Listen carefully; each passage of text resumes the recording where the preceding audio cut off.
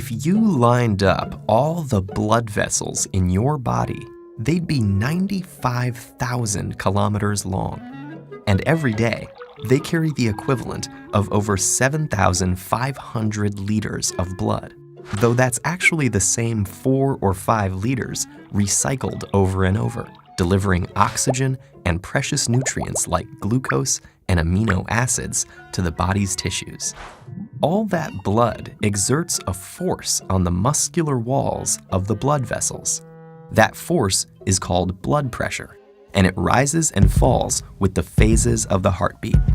It's highest during systole, when the heart contracts to force blood through the arteries. This is your systolic blood pressure.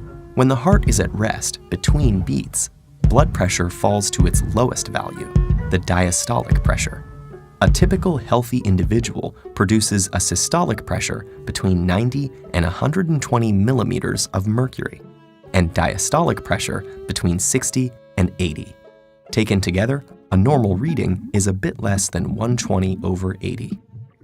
The blood traverses the landscape of the body through the pipes of the circulatory system.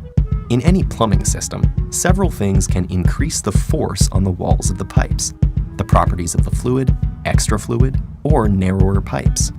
So if the blood thickens, a higher pressure is needed to push it, so the heart will pump harder. A high salt diet will lead to a similar result.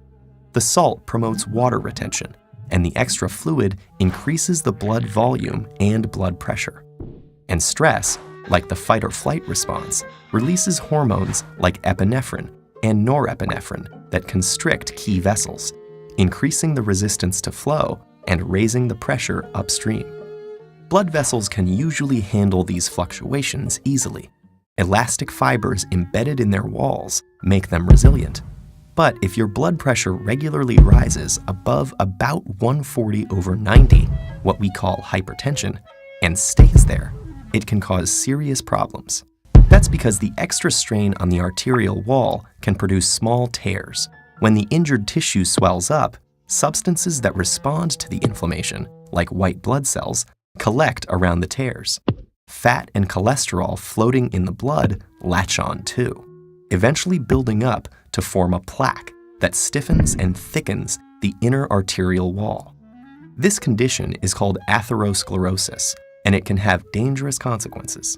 If the plaque ruptures, a blood clot forms on top of the tear, clogging the already narrowed pipe.